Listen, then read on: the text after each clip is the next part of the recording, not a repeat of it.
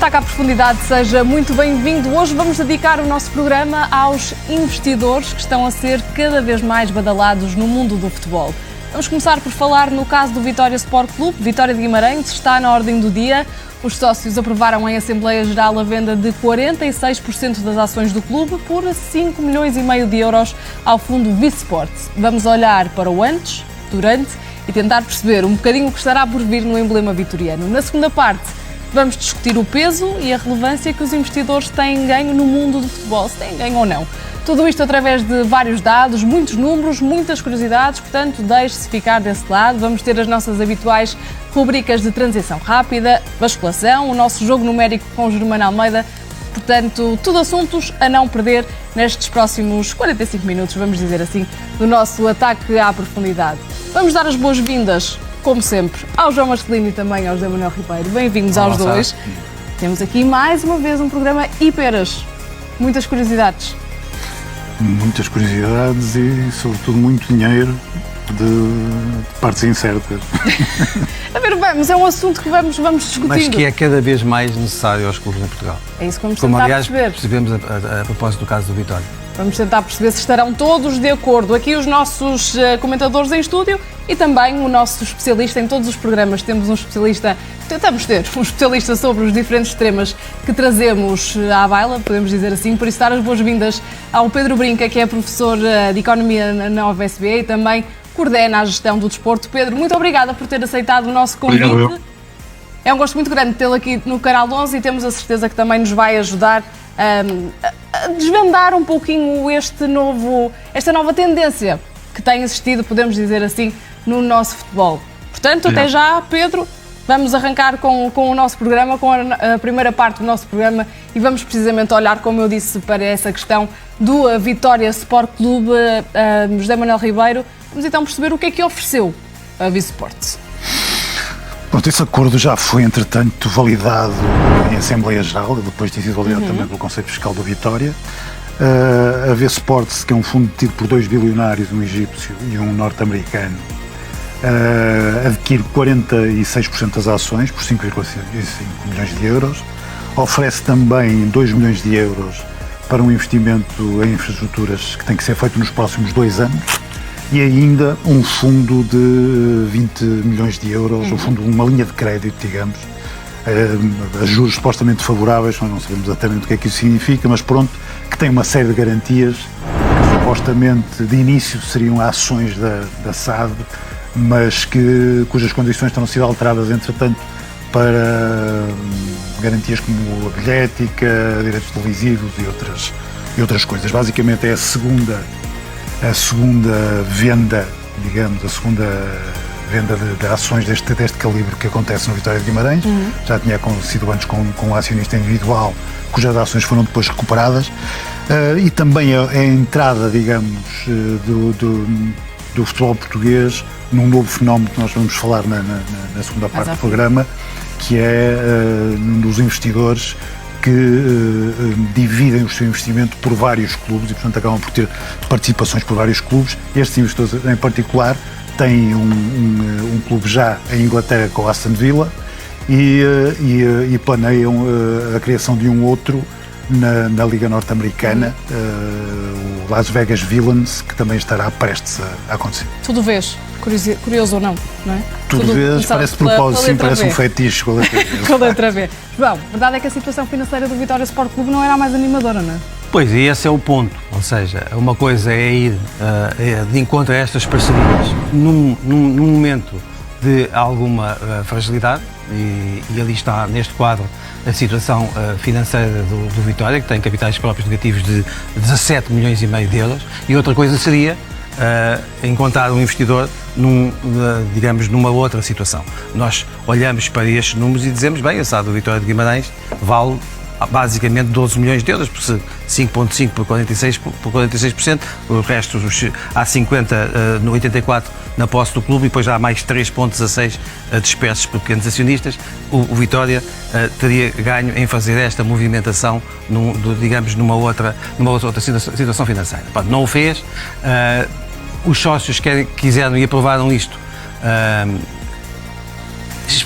pedindo especial atenção para a questão da linha de crédito, do tal dos 20 milhões, e aqui, digamos que eu acho que devem centrar as nossas atenções, porque eu não sou nada um defensor dos clubes terem a maioria dos capitais. Acho que isso, com o tempo, essa visão tradicionalista do fenómeno associativo na Europa, em Portugal e na Europa, vai um bocadinho ficando para trás.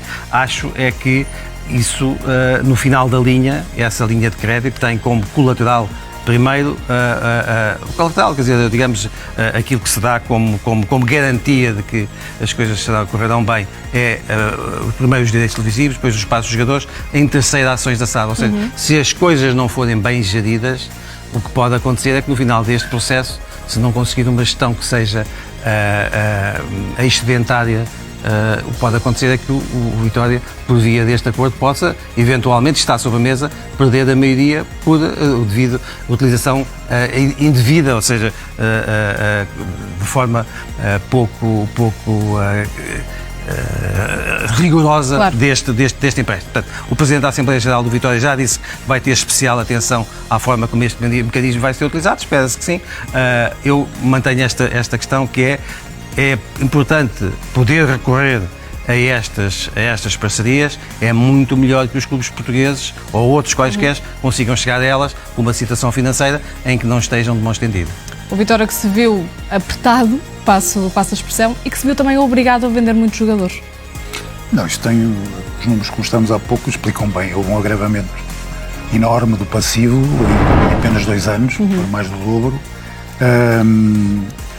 Houve também uma entrada em capitais negativos, há 2 anos apenas eram positivos, portanto agora já vai em 17 milhões e meio, penso eu, negativos, e portanto foi preciso não só desfazer o plantel por uma questão de necessidade de capital, mas também para baixar uma folha salarial que era muitíssimo alta, que estava perto dos 20 milhões de euros, para um clube como a Vitória, obviamente é muitíssimo alto. E agora estamos a ver os jogadores que acabaram por resolver parte do problema com a saída. Estas movimentações, que no fundo, teoricamente, mexeram no potencial do Vitória, que felizmente para o clube recuperou bem, porque está a fazer uma boa temporada, permitiram ao clube encaixar 16,5 milhões de euros, a diferença positiva, neste caso, entre compras e vendas. Ou seja, houve aqui, além de abdicar de alguns jogadores que foram emprestados para diminuir os custos de tesouraria, como o Saco e outros, estas vendas que ali aparecem deram 16,5 positivos ao Vitória. Ou seja, permitiram um encaixe superior em 3 vezes aquela que vai resultar desta compra de 46,5 do capital do clube. Vamos juntar aqui a SAD do clube. Vamos juntar à nossa conversa o professor Pedro. Pedro, concorda com esta discussão? Era necessária esta entrada no Vitória Sport Clube? Perceber a sua opinião e perceber também se isto pode ser perigoso ou não para o futebol. O que é que acha? Isto, acima de tudo, reflete uma tendência que nós temos vindo a ver, não é? De uma cada vez maior entrada na Europa e nos clubes europeus de fundos estrangeiros para comprar estes clubes. E isto obedece a uma lógica simples, é que existe a percepção nestes mercados internacionais que, de facto, os clubes europeus, em média, estão subavaliados. E isso acontece por várias razões. Uma das quais, por exemplo, clubes que tenham uma grande capacidade formativa, de jogadores formados nas próprias escolas, eles aparecem nos ativos do clube a custo zero, porque nunca foram alvo de uma transação, o que só por si justifica que, de facto, a situação do balanço não seja uma reflexão, não produza uma reflexão precisa sobre realmente o valor dos ativos de todo o clube, inclusive dos passos desses jogadores, que terão algum valor e que estão valorizados a zero. Para termos uma ideia, um clube médio, um clube em média da Major League Soccer nos Estados Unidos é à volta de 400 a 500 milhões de dólares, não é? E a maior parte dos clubes na Europa não tem essa valorização, apesar de nós temos a Champions League, apesar de sermos de facto o epicentro do futebol a nível mundial. E é precisamente mediante esta percepção que existe de facto uma subavaliação dos clubes europeus que nós vimos estes fundos entrar na Europa. A situação específica do Vitória Sport Clube, com capitais próprios negativos, com dificuldades que poderiam pôr em causa até a médio prazo o pagamento de ordenados, etc., terá justificado uma avaliação por parte de quem gera o clube, que de facto que isto era a melhor altura para fazer esta alinhação. Mas existe de facto essa percepção que os clubes europeus estão subavaliados e também, para terminar, uma percepção de que eles também estão a ser, e não há outra maneira de dizer isto, mal geridos.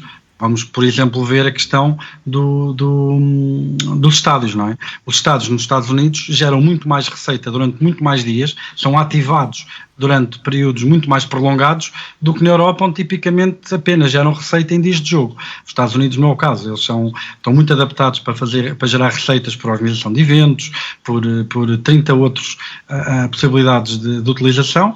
Na Europa não estão. Existe realmente uma percepção, principalmente de fundos americanos, que é possível intervir na gestão destes clubes e torná-los muito mais rentáveis. Veja-se, por exemplo, o Elliott Group com o Milão, não é? Intervieram, compraram o clube, o AC Milão, fizeram um conjunto de alterações à gestão, de disciplina em termos de gestão e conseguiram valorizar imenso o clube e vendê-lo por valores mais elevados. Manuel, falámos aqui muito dos americanos, ainda vamos falar também muito do papel dos americanos mais à frente aqui no programa. Sim, eu diria que o investimento norte-americano é a grande figura deste programa, acaba por ser, pela explosão que houve nos últimos anos. Portanto, houve a chegada de muito dinheiro norte-americano nestes últimos 3 ou 4 anos, desde 2018, sensivelmente, e sempre em crescendo, e também pela entrada de um novo modelo de investimento, que é a tal multipropriedade ou a compra a participação em multiclubes, que basicamente é um fenómeno norte-americano, embora não seja exclusivo deles, mas que tem muito a ver com a forma que eles escolheram para entrar no mercado europeu. Concordas com esta ideia, João, que os clubes europeus estão subavaliados, subvalorizados também? Bem, eu diria que se nós olharmos para o caso do Chelsea, que aconteceu há um ano, não estão, porque o Chelsea foi vendido por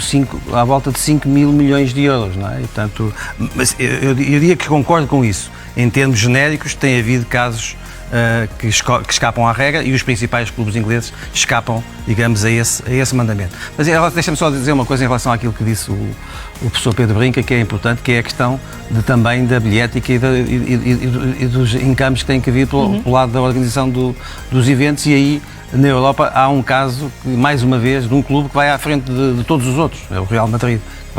Neste momento está a acabar a remodelação do Santiago Bernabéu, o que vai permitir poder ter, no limite, um espetáculo desportivo todos os dias. Ou seja, claro, joga-se lá futebol, pode estar em cima da mesa, jogar basquetebol até. Já fez um contrato com uma empresa também norte-americana para a exploração de diversos espetáculos na sua arena, e, portanto, é o exemplo a seguir, porque muito, digamos, da sobrevivência, agora voltando ao mercado nacional e ao caso Vitória, está muito alicerçado em 2 ou 3 rubricas, e é preciso, obviamente, levar mais gente aos estádios, produzir melhor espetáculo, tentar aumentar as receitas, porque senão não há a possibilidade de um clube, digamos, sobreviver dentro daqueles limites de qualidade desportiva a que os adeptos foram habituando nos últimos anos. E é o que não acontece em Portugal, não é? Os clubes sobrevivem ou vivem praticamente, sobretudo, da venda de passes e de prémios da UEFA. Ainda não vemos essa parte assim tão bem aproveitada. Sim, em Portugal, tirando os 3 chamados grandes, e depois a nível médio o Braga e precisamente o Vitória, que este ano tem uma assistência média aos seus jogos ali à volta dos 14.500 espectadores. O resto, o que nós vemos são estádios deploravelmente vazios. Muito bem. Vamos fazer uma curta pausa aqui na nossa conversa com o José Manuel Ribeiro, João Marcelino e também com o professor Pedro Brinca, para abrirmos a nossa rubrica do Jogo Numérico com o Germano Almeida e focarmos uma vez mais no Vitória Sport Clube. Vamos a isso, Germano.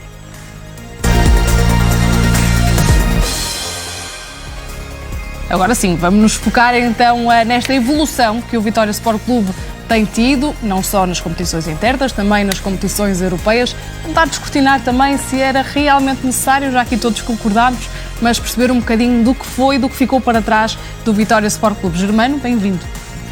Olá, Sara, viva, João, Zé Manuel, professor Pedro Brinca.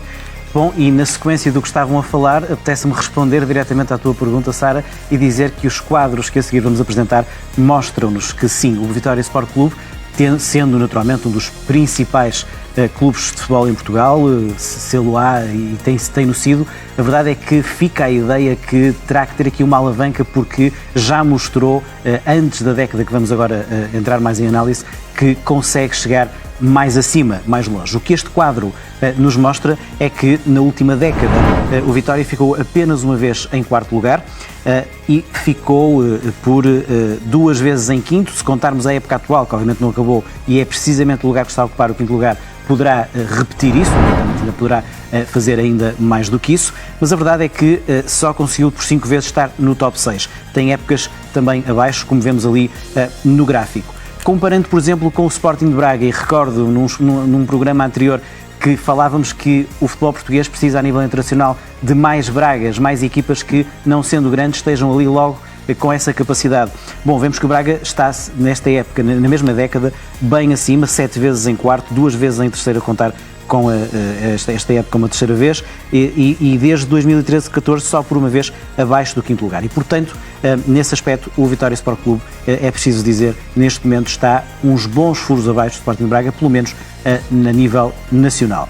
Vemos também que no plano internacional, o desempenho nas provas europeias, o Vitória Sport Clube, sendo uma equipa que, por exemplo, recordo nos anos 80 e 90 teve desempenhos sólidos e épocas até históricas, no final dos anos 80 chegou aos quartos de final da Taça UEFA, numa vitória memorável de Marinho Pérez e Paulo Autori e com grandes jogadores. Bom, nos anos 90 também com bons desempenhos. A verdade é que na última década o Vitória Sport Clube, e este quadro mostra-nos a percentagem de vitórias em jogos por época, temos ali 50% em 2 épocas, mas a verdade é que estamos a falar de nenhuma época com mais de 6 jogos. Isto porquê? Porque na última década o Vitória Sport Clube nunca passou a fase de grupos da Liga Europa, fê-lo por 3 vezes, a fase de grupos da Liga Europa, em 19-20, 17-18 e 13-14. Esta época ficou-se pela qualificação da Conference League, não chegou à fase de grupos, coisa que aconteceu também em 15-16 na qualificação da Liga Europa, ou seja, repetindo a ideia do primeiro quadro, o Vitória Sport Clube, sendo naturalmente um clube europeu, com objetivos europeus, neste momento não tem uma capacidade europeia como já teve há cerca de 15, 20, 25 anos. Continuando para o quadro final, o que vemos é que no plano da Taça de Portugal, vemos que, e vemos isso também no próprio discurso dos treinadores, dos jogadores e dos dirigentes dessas equipas como a Vitória Sport Clube, como o Sporting de Braga, eventualmente como outras equipas abaixo dos grandes, por vezes tentam compensar épocas menos conseguidas a nível da Liga com bons desempenhos na Taça de Portugal. O Vitória Sport Clube venceu a Taça de Portugal de 2012-2013, venceu a final ao Benfica. Desde aí chegou a uma outra final, mas isto em 16-17 e fez quartos de final em 18-19. A verdade é que nas últimas 6 edições da Taça de Portugal Placar, o Vitória Sport Clube desde aí não passa dos quartos e só uma vez chegou aos quartos, e portanto também nesse aspecto se nota que o Vitória Sport Clube está numa fase, olhando para a última década, e eu diria um pouco abaixo daquilo que já valeu e que naturalmente pode valer, porque quem está no futebol e gosta de futebol sabe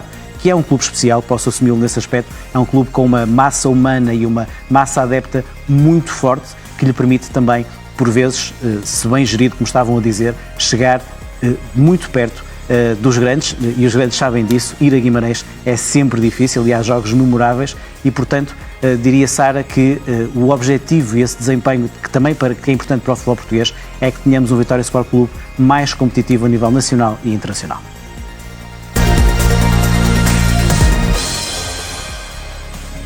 Ora, está na altura de avançarmos para a segunda parte do nosso programa e, por isso, entramos em tempo de transição rápida. Vamos a isso.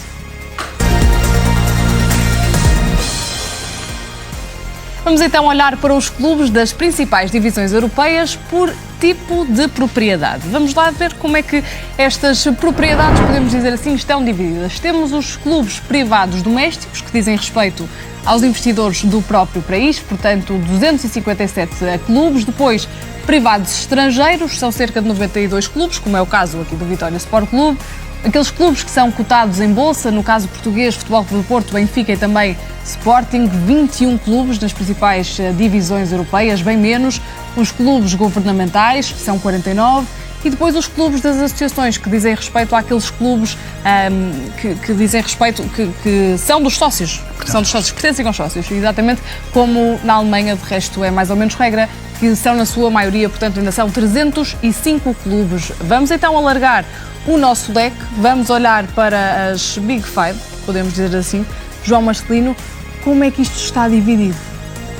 Olha, neste momento, em resumo, podemos dizer que nas Big Five, portanto, estamos a falar sempre dos campeonatos de Inglaterra, França, Espanha, Itália, Alemanha, já há 39 clubes nas mãos, como aqui vemos neste quadro, de capital oriundo de 20 países, sendo que, obviamente, o dos Estados Unidos é aquele mais marcante. E os Estados Unidos, no fundo, refletem uma realidade que está em exibição há muito tempo dentro do próprio Estados Unidos. Ou seja, é muito normal um determinado consórcio, um determinado milionário ter, por exemplo, participação num clube da NBA, por exemplo, de basquetebol e do beisebol ou do hóquei no gelo, e, portanto, é essa gestão que nos últimos anos, sobretudo neste século, tem olhado para o futebol europeu e tem percebido aqui alguns bons negócios. O caso do Chelsea, a volta a repeti-lo, foi o mais recente, os 5 mil milhões da compra de Abramovich, e, portanto, essa transição foi muito mediática, mas podemos encontrar, por exemplo, também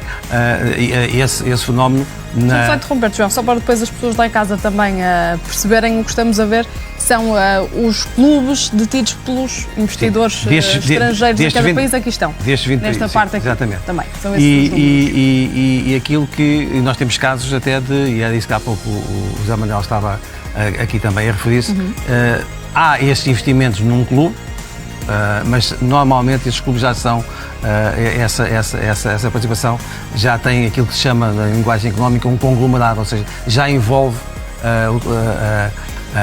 muitos clubes de diversos países, o que traz também aqui para este setor um problema de regulamentação que eu acho que tem que merecer a atenção do futebol mundial, da UEFA, da FIFA, desde logo, porque no limite podemos estar aqui no futuro próximo, perante situações que são de algum cariz de estarmos preocupados com.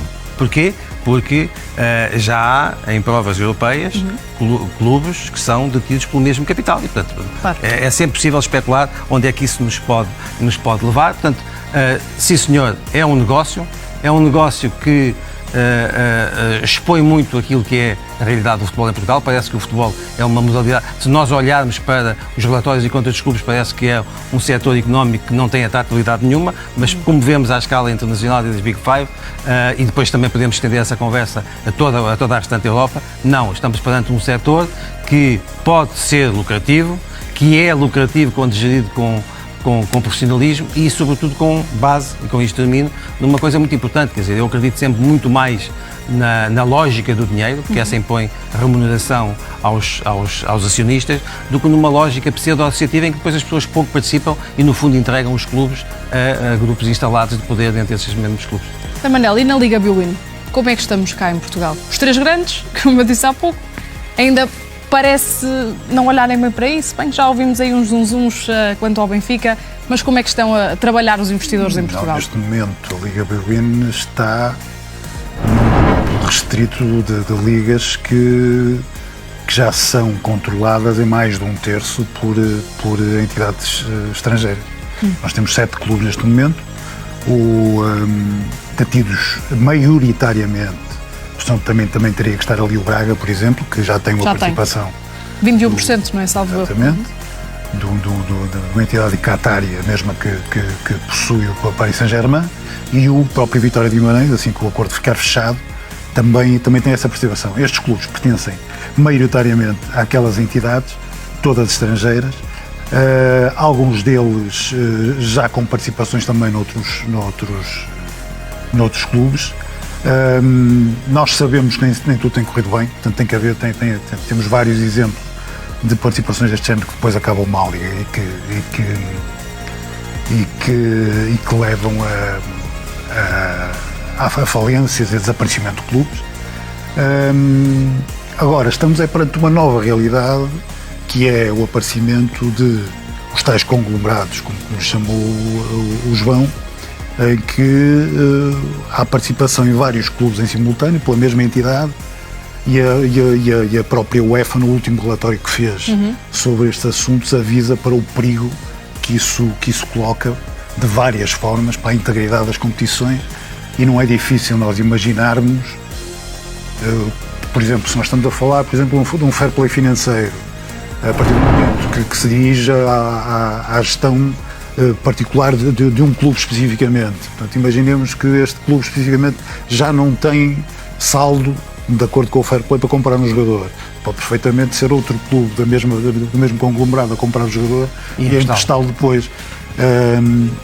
Embora neste momento isso não seja possível, porque a UEFA, já prevendo uma coisa destas, impede que um jogador seja comprado e emprestado no mesmo momento, ou seja, tem que esperar pelo menos meia época para que isso possa acontecer, já a pensar nestes truques. Mas isto é apenas um exemplo de muitos que podem acontecer. Claro. E que neste momento estão completamente por regulamentar, e nem sequer chegamos à parte financeira do problema, que também traz muitas variantes, e também podemos especular muito nesse sentido. Professor, estávamos aqui a ver que em Portugal são 7 clubes, e o que vemos agora também, estávamos a ver no quadro anterior, é que há clubes da Europa em que já são bem mais clubes. Falei há pouco dos 3 grandes em Portugal. Parece-lhe um caminho? Não lhe parece um caminho? Como é que é? Bem, em primeiro lugar, a existência destes grupos económicos com vários clubes em carteira é uma realidade cada vez mais presente. Por exemplo, o Citigroup é uma verdadeira multinacional de clubes de futebol. No seu portfólio tem o Manchester City, o New York City, o Melbourne City, o Yokohama Marinos, mais uma série de outros clubes. É isso, estamos a ver precisamente isso, professor, desculpe interrompê-lo, são as redes que existem entre esses clubes. Portanto, há alguns grupos que já têm vários clubes, não é assim. Este quadro é só um exemplo porque demonstra um quadro de influências que atinge, por exemplo, o Estoril. Mas há vários semelhantes a este, ou seja, está um quadro de influências de vários grupos que sim, mas o professor estava a falar naquele grupo que é mais conhecido, que é o grupo do City, e há outros como o Red Bull. E há outros que incluem mesmo clubes de esportes diferentes. O Redbird Capital Partners, além de ser proprietário de clubes como o Toulouse e o Liverpool, também tem os Boston Red Sox, que é uma equipa histórica norte-americana de beisebol. Mas que benefícios é que eles têm com isto? Por exemplo, ao bocado estávamos a falar das questões financeiras. O Manchester City recebeu um jogador do Melbourne City, ambos os clubes do Citigroup, a custo zero, que nunca jogou pelos Citizens, mas que foi vendido por 10 milhões de libras.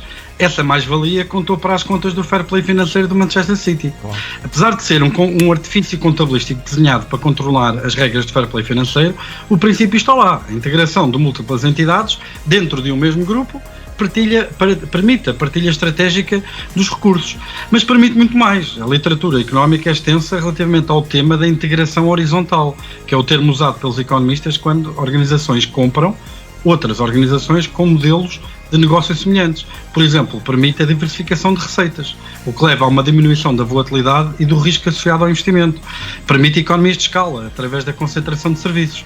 É muito mais barato ter um departamento de scouting que sirva 2 clubes do que 2 departamentos de scouting independentes. E o mesmo se pode dizer de departamentos médicos, de marketing. A integração, mesmo que parcial dos serviços, leva a uma redução dos custos totais e, consequentemente, ao aumento do valor total das 2 instituições. Agora, a questão, e também já foi aqui levantada, é que nem tudo são rosas. A UEFA já levanta vários obstáculos à participação de equipas do mesmo grupo económico nas mesmas provas, por razões óbvias, o que limita muito destas sinergias.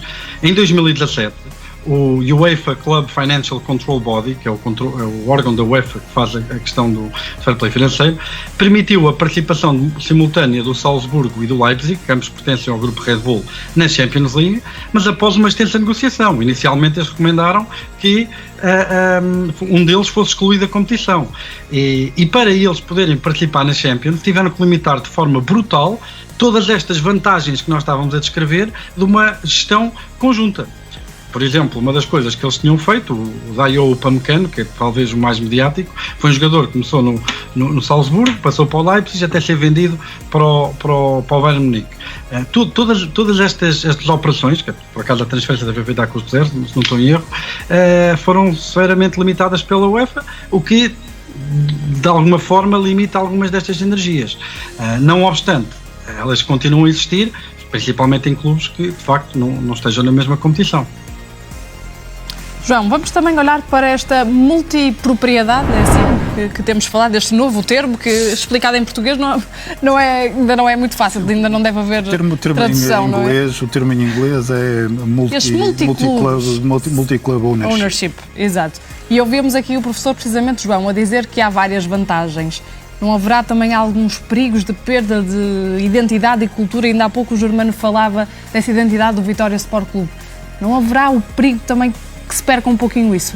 Não acredito, porque a gestão acho que tem que ser feita de forma a libertar toda essa singularidade de cada um dos clubes. Quer dizer, uma coisa é fazer essas sinergias de poupanças, no fundo é isso, ao nível da rede de descobertas de jogadores, de transações. Outra coisa é coartar e mudar a identidade dos clubes. Portanto, eu acho que é isso. Aliás, a mim até me parece que os proprietários dos clubes são os primeiros a querer que os clubes mantenham a sua individualidade e com isso consigam fomentar receitas locais maiores. E, portanto, eu não estou muito preocupado com isso, eu estou mais preocupado com aqueles pontos de que falava o professor Pedro Brinca, que realmente estão subjacentes à competição e à integridade das competições. Não é? E, portanto, no futuro, nós neste momento ainda estamos um bocadinho longe disso. Este fenómeno, apesar de já estar em pleno desenvolvimento, ainda está longe de atingir uma velocidade de cruzeiro que nos coloque perante esse problema, embora há pouco tempo isto que foi discutido na Europa também já foi discutido numa competição da América do Sul e, portanto, é preciso atenção. Portanto, há aqui benefícios importantes. Acho que estes mecanismos podem aportar aos clubes mais amadores, entre os quais, não tenhamos receio de dizê-lo, se encontram alguns clubes portugueses, uma gestão mais profissional, mais virada para aquilo que é essencial, mas, por outro lado, depois, o nível de regulação, que é o patamar da UEFA e da FIFA, vai exigir maior atenção. Essa checagem existe, José Manel, cá em Portugal? Não, em Portugal não há meios, não há recursos para fazer uma checagem a 100% garantido, ou seja, não há essa possibilidade e mesmo há várias entidades que desconhecemos o proprietário final. Mas eu gostava de falar sobre o que o João está a dizer, ainda para acrescentar uma coisa, que é, mesmo nos bons casos, por exemplo, eu não tenho dúvidas nenhumas que o caso da Red Bull é um caso muito interessante do ponto de vista profissional e desportivo, pela forma como foi feito, como foi trabalhado. Portanto, há lá coisas muito bem feitas, um estilo de jogo, um estilo de trabalho, e até ao nível da circulação dos jogadores. Agora, qual é o problema mesmo nesses bons casos, nesses bons exemplos? Há sempre um clube bandeira e depois clubes que eu só posso chamar clube de escravo. Isso é inexorável. E é isso que o José Manuel está a dizer, impõe um grande critério, sobretudo quando isso chegar, se um dia chegar, eu acho que vai acabar esse momento por chegar e por ser discutido, aos grandes clubes portugueses. Os clubes portugueses de topo têm que pesar bem se integram num movimento em que já há um outro clube bandeira, um clube grande, e eles serão segundo, terceiro, quarto, quinto, por aí fora, ou se eles próprios poderão interessar a um investidor que queira chegar, por exemplo, à Champions, mas que construa uma cadeia de valor a partir deles e não para além deles. Por exemplo, a maior carteira de todas é a carteira do Manchester City, não é? Que neste momento tem 10 clubes 11. E mais umas participações, portanto ainda é maior do que isso.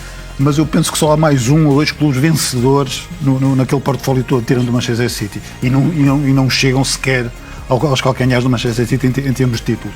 No caso da Red Bull, foi claríssimo o desinvestimento que houve no Red Bull Salzburgo a partir do momento em que é adquirido o Leipzig, que neste momento é o clube bandeira, não é?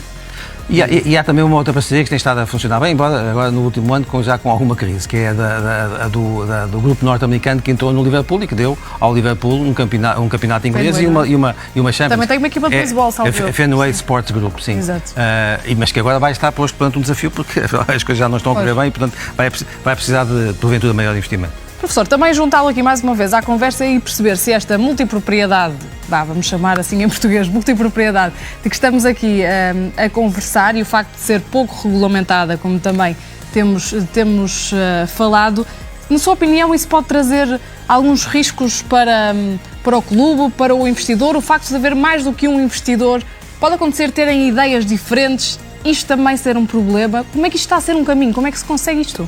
Nós vimos isso no Manchester United, houve um divórcio claro entre a gestão do clube e a massa adepta, quer dizer, a partir do momento que os clubes, vamos lá ver, 90, ou seja, cerca de 92, apenas 92 clubes em 724 na Europa. Aliás, eu estou a ver aqui muitas estatísticas, eu vou aqui tentar adivinhar. Elas vieram, uma boa parte delas, do Football in Landscape, foi uma publicação da UEFA que veio recentemente. Nessa mesma publicação mostra-se que existe cerca de 53% de clubes que são, de facto, detidos de forma privada. Ou seja, não são em associações, não são pelo Estado, são de facto por ações. E essas podem ser de adeptos, podem ser de investidores, podem ser de uma data deles. A maior parte dos investimentos que são feitos nestes clubes são feitos precisamente com o objetivo de atingir a maioria, porque é a maioria do capital que depois permite tornar o investimento mais atrativo e ter uma influência direta na gestão. Quando nós estamos a falar de participações em clubes que são minoritárias, obviamente que a capacidade que o investidor tem de afetar a gestão é mais baixa. Porquê? Porque fica muito mais sujeito a quem tem a maioria de capital. Quando nós estamos a falar de clubes que são detidos por associações, quer dizer, por exemplo, vamos falar, por exemplo, do caso do Benfica, não é? No caso do Benfica, o clube tem a maioria do capital da SAD, não é? Qualquer investidor que queira entrar no capital terá sempre a SAD, terá sempre o clube que tem a maioria do capital, e o clube, os órgãos são eleitos por sócios, não é? Por isso, esse potencial existe sempre, por um lado, adquirindo a maioria, adquirindo a minoria, então a capacidade de influenciar a gestão ainda será menor. E quando as coisas correm bem e a bola entra, estão todos contentes e está toda a gente alinhada e tudo é bonito e tudo corre bem. O problema é quando a bola bate na trave e não entra, e foi isso que aconteceu no Manchester United durante um alargado período de tempo. De facto, a bola não entrou. A família Glazer teve vários problemas na altura relativamente à visão da gestão, algumas opções estratégicas, até de compras de jogadores, de orientações da equipa técnica, etc. E isso trouxe muito tumulto ao clube e que criou, na altura, um divórcio claro entre o que era a base de adeptos do clube e a gestão. João, de onde é que vêm estes novos proprietários? Bem, nós já vimos aqui, vem um bocadinho todo o mundo, sendo que... Está a mudar qualquer coisinha, não é? Está, porque, enfim, o capital que tem mais inteligência e tem mais hábitos e tem mais sucesso e tradicionalmente está mais à vontade para fazer este tipo de gestão é o dos Estados Unidos. Nós já passámos aqui quadros hoje que demonstram isso claramente. Depois vem do Médio Oriente. Nós temos um clube que, na sequência de toda aquela caminhada para a organização do Mundial do Qatar, no ano passado, foi comprado por um capital do fundo soberano desse país, que é o Paris Saint-Germain. Nós, mesmo o Império City, do City, foi construído sobre a capital do Abu Dhabi, de uma parte dos Emirados Árabes Unidos. Portanto, é daí, vem também já do Oriente, mas significativamente há aqui erupções desta vontade em países tão surpreendentes quanto a Sérvia, quanto a Suíça. Já há muita gente no mundo a olhar, e é aqui que eu me queria sentar, para o futebol como sendo um negócio capaz de dar lucro. E esse é que é o grande desafio que se coloca às pessoas em Portugal, é que porque é que isto lá fora é possível, porque é que o futebol é apetecível e porque é que nós aqui, partindo, e eu nisso já compreendo, nós temos uma situação em que é-nos mais difícil competir com os grandes emblemas, porque as nossas receitas de direitos televisivos que estão ao alcance dos nossos principais clubes são mais pequenas, mas porque é que o futebol em Portugal não percebe que obrigatoriamente tem que ser uma atividade que remunera os acionistas de uma outra forma. Os acionistas ou o clube, quando o acionista seja apenas maioritário, ou total seja apenas o clube. Portanto, esse é o caminho, é, digamos, a grande conclusão que este percurso nos permite tirar, é que os clubes em Portugal podem ser melhor geridos, porque efetivamente há muita apetência para gerir o negócio do futebol. E, sobretudo, insisto nisto, no que diz respeito ao Benfica, ao Futebol do Porto, ao Sporting, e até ao Braga, são janelas muito baratas para entrar diretamente na Liga dos Campeões. Eu acho que isso tem sido muito pouco avaliado pelos mercados internacionais, ou seja, para ir à Liga dos Campeões em Inglaterra é substancialmente mais caro. Lá está, volto ao exemplo do Chelsea, 5 mil milhões. Em Portugal, com 200 ou 300 milhões, mete-se uma equipa de certeza absoluta a ir ao primeiro e segundo lugar durante muitos anos. Não é? Professor, concorda com esta ideia, mesmo em jeito de conclusão também deste tema? Só em jeito de conclusão. Isto mais não é de uma tendência que já vinha atrás. É bom lembrar que até 2012 a indústria do futebol como um todo dava prejuízo. e não estou a falar de Portugal, estou a falar mesmo da Europa, dava prejuízo.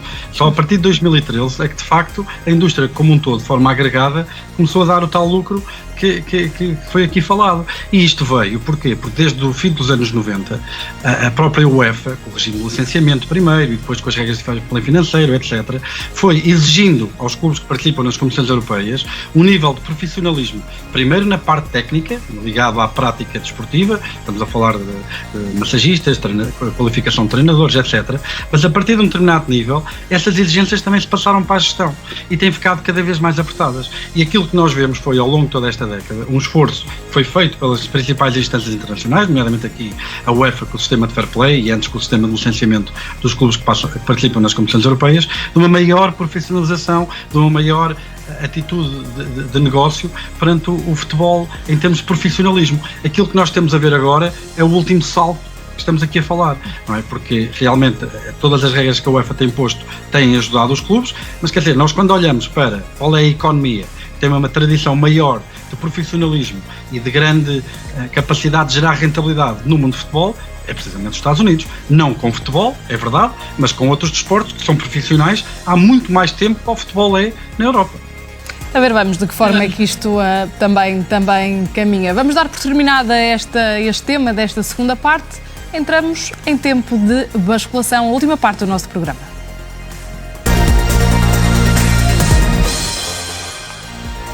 Olha, vamos falar quase de outro fenómeno, que foi uma notícia também recente, que foi a fusão, ou será, a fusão do Cova da Piedade e da Bessade. Uma decisão que foi comunicada em conferência de imprensa há 2 dias com os presidentes dos 2 clubes, que dizem ter como objetivo a sobrevivência mútua dos clubes. Portanto, Cova da Piedade e também Bessade. O escalão ainda não está definido, mas uma coisa já foi dada como garantida, o objetivo é se subir de divisão. Temos um minutinho mesmo, João Marcelino e também a Zé Manel Ribeiro, o Cova da Piedade, que está nos distritais, portanto, teve aqui uma série de complicações, nem compete. Portanto, há 2 épocas estava na Liga 3, agora nem está a competir.